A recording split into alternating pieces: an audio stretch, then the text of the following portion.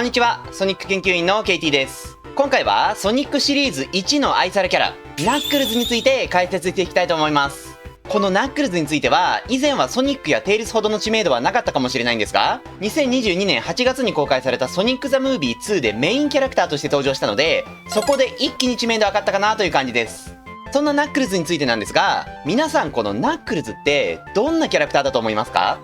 例えば、ナックルズという名前だったり、大きなグローブをつけている点、またソニック・ザ・ムービー2を見た方なんかは、日本語吹き替えがドラえもんのジャイアン役でおなじみの木村昴さんであることから、なんとなくパワータイプのキャラみたいな雰囲気がありますよね。実際そのイメージは間違ってなくて、ナックルズはソニックシリーズにおける代表的なパワーキャラです。ソニックがスピードを重視した操作性になっているのに対し、ナックルズは例えば攻撃方法がパンチだったり、巨大なブロックを破壊できたりするなど、よく見るパワータイプと同じような性能を一通り有しています。ただ実を言うと、このようなパワータイプのキャラクターという面だけでは、ナックルズを語るにはあまりに不十分なんです。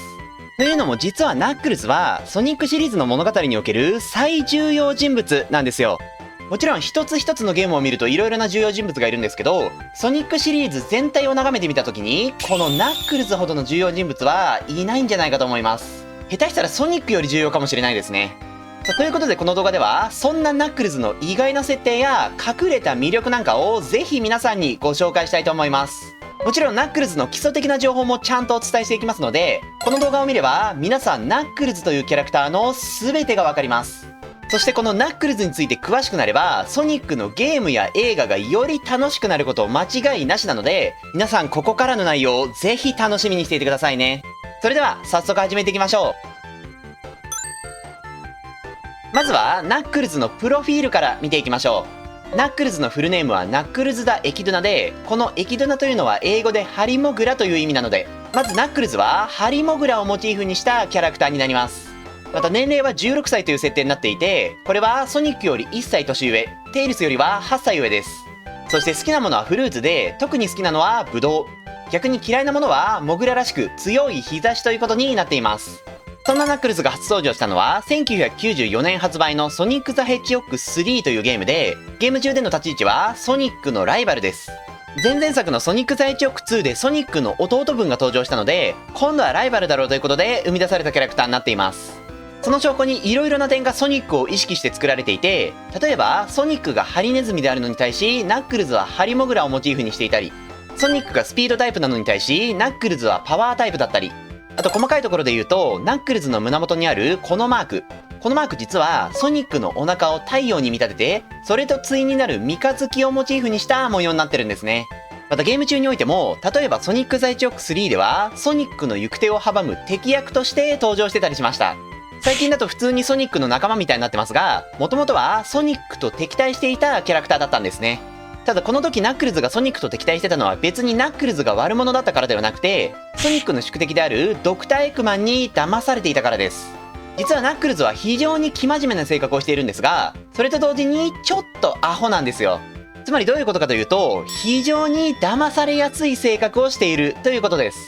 実際初登場時からエッグマンに騙されてソニックと敵対してしまっていますし、1998年発売のソニックアドベンチャーというゲームでもまたエッグマンに騙されてソニックと戦う羽目になっています。同じ相手に2度騙されるってなかなかですよね。しかもどっちも同じような騙され方しているので、もうどんだけ純粋なんだって話です。ただナックルズは根はめちゃめちゃいいやつですし、また基本的に悪は絶対許さないという正義の心も持ち合わせているので、ちょっとアホなせいでトラブルメーカーになることもたまにあるんですが、逆にそういうところさえも愛おしく思えてくるシリーズ1の愛されキャラになってるんですね。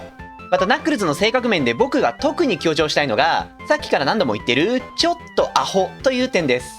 このちょっとアホのちょっとがすごく大事で、別にナックルズって常にバカみたいなこと言ってるわけじゃないんですよ。この後また詳しく説明する予定なんですけど、ナックルズって普段はめちゃくちゃ強いし、あとすごく重大な使命を負ってたりするので、基本的にはむしろすごくかっこいいキャラクターなんです。なんですが、例えばみんなが難しい話をしだすとすぐ頭がパンクしてしまったり、真面目な会議中にすごく大真面目に論点外してくるみたいな感じで、ほんとちょっとだけアホなんですね。この基本的にはかっこいいのにちょっとだけアホというのがナックルズの大きな魅力なので、ただのアホじゃないという点は皆さんぜひ押さえておいてください。というのもですね、最近ソニックトゥーンっていうソニックの外伝シリーズがあるんですけど、このシリーズのナックルズがもうドアホなんですよ。本当に24時間365日わけわかんないこと言ってる感じなんで、いやこんなにアホじゃないんだよっていうのをちょっと強調しておきたかったんです。このソニックトゥーンはとにかく分かりやすさを重視しているシリーズですし、そのおかげですごく気軽に見れて楽しめるといういい点はあるんですけどね。さあそんなシリーズ1の愛されキャラであるナックルズなんですが、実はですね、このナックルズというのはとても悲しいバックグラウンドを持ったキャラクターでもあるんです。先ほどナックルズはエキドナという名前の通りハリモグラのキャラクターだという話をしたかと思うんですけど、実はソニックたちの世界にはもうナックルズ以外のハリモグラは存在していないんです。昔はむしろ非常に多くのハリモグラがいて、彼らは自分たちをエキドナと名乗ってかなり繁栄していたんですが、ある時世界を揺るがすほどの大事件が起こり、ほとんどのエキドナたちが命を落としてしまいます。そしてその時生き残ったエキドナたちも徐々に数を減らしていき、ついにソニックたちの時代ではエキドナ、すなわちハリモグラはナックルズただ一人になってしまったんです。ちなみにこれに関連してなんですが、実はナックルズという名前はもともとは個人名ではなくて、エキドナの部族の一つであるナックルズ族という一族を指し示す名称でした。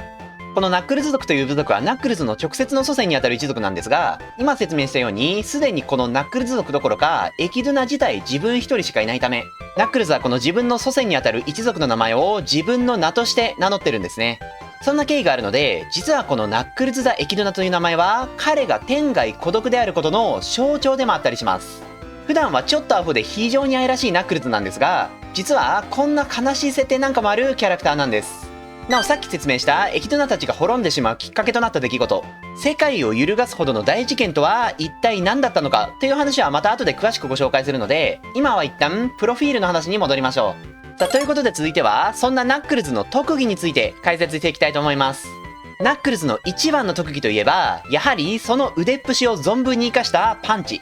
ナックルズはその名の通り非常に腕力が強いキャラクターで、主にその拳を使って戦闘を行います。そしてこのナックルズの腕力はもうアホみたいに強くてですね、例えば敵を簡単に倒せるのはもちろんのこと、ソニックでは壊せないブロックなんかも難なく破壊できちゃいます。さらにソニックザイチョーク3の冒頭ではなんとスーパーソニックに一撃入れて変身を解除させるなんていう超人的なスペックも披露しました。スーパーソニックって基本無敵っていう設定ですからね、そこに一発入れてさらに変身解除させちゃうとか、もうどんだけパワーあるんだって話です。またこのようにスーパーソニックにダメージを与えるほどの力を持つナックルズなんですが、実はナックルズはただ腕っぷしが強いというだけじゃなくて、ソニックと同等のポテンシャルを秘めたキャラクターでもあるんです。どういうことかというと、ソニックの最後の切り札であるスーパー化、実はこれナックルズもできちゃうんですよ。しかもただのスーパー化だけじゃなくて、スーパー化を超えた力であるハイパー化までできちゃうんですね。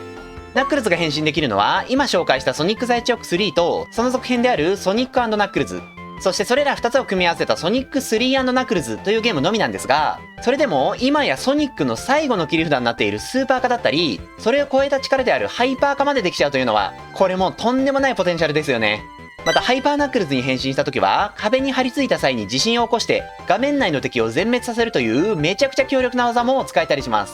このことからもわかるようにナックルズの戦闘力は非常に高くて、純粋な戦闘力だけで比べたらソニックを超えるかもしれないほどなんですね。さすがソニックのライバルとして生み出されただけあってめちゃくちゃ強いキャラクターなんです。またナックルズにはこの腕力以外にも滑空、壁登り、穴掘りという非常に特徴的な特技がいくつもあります。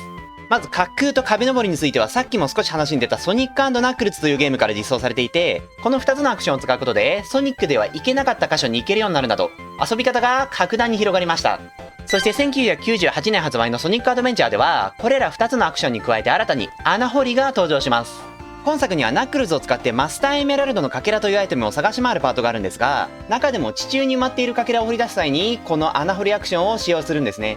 またこのソニックアドベンチャーではマップが 3D になったことで滑空と壁登りの自由度もめちゃくちゃ高くなりました。このステージの好きなところに好きなように生きるという自由度はプレイヤブルキャラとしてのナックルズの大きな魅力ですよね。2D 時代はソニックたちとほぼ同じゲーム性でしたが 3D になってからは完全に独自路線に切り替わったので、ハマる人はかなりハマったんじゃないかと思います。ということで以上がナックルズの性格や特技といった基本的なプロフィールになるんですが、一方でまだナックルズを語る上で最も重要な要素が説明できていないんです。それはナックルズがマスターエメラルドの守護者であるということ。ナックルズは普段エンジェルアイランドという空に浮かぶ島に住んでいて、そこでマスターエメラルドという宝石を守護しているという設定があるんですね。まずマスターエメラルドって何っていう話なんですが、マスターエメラルドというのはソニックたちの世界にある巨大な宝石です。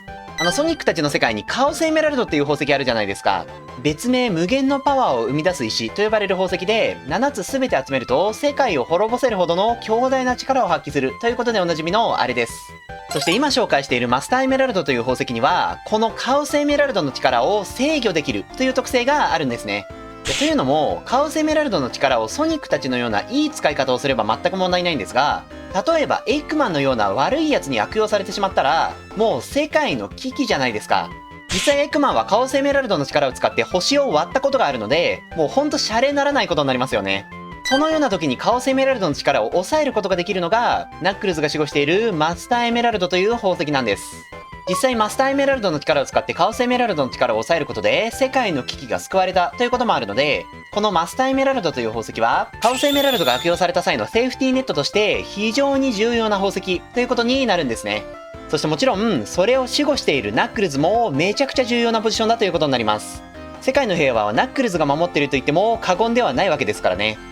ということでそんな重要な使命を背負っているナックルズなんですが、実はナックルズ自身はしばらくの間、自分がなぜマスターエメラルドを守護しているのか知らなかったんですね。実際それにはある明確な理由があったんですが、ナックルズはその理由のことを全く知らされておらず、ただ気づいた時からそうだったからという理由だけでマスターエメラルドの守護者を続けていたんです。ただそんなナックルズも先ほど少し話が出たソニックアドベンチャーというゲームの中で、ついに自分がマスターエメラルドの守護者を任されていた理由を知ることになるんです。そこにはナックルズ自身想像もしていなかった約数千年にも及ぶ因縁が関わっていました。ということでここからはソニックシリーズの中でナックルズが歩んできた人生を振り返りながら、なぜナックルズがマスターエメラルドの守護者になったのかという謎に迫っていきたいと思います。そう思ったんですが、ちょっとナックルズの人生まで入れてしまうと動画の尺がかなり長くなってしまったので、今回の動画は一旦ここまでにして、ナックルズの人生解説はまた別動画でまとめたいと思います。楽しみにしていた方には申し訳ないです。ただナックルズの人生はソニックシリーズの中でもかなり重厚なストーリーになっているので、今回の動画と分けて単独で動画化したとしても十分見応えのある動画になると思います。分割にした分しっかりクオリティの高い動画をお送りしたいと思いますので、ぜひ楽しみにしていてください。それでは次の動画でお会いしましょう。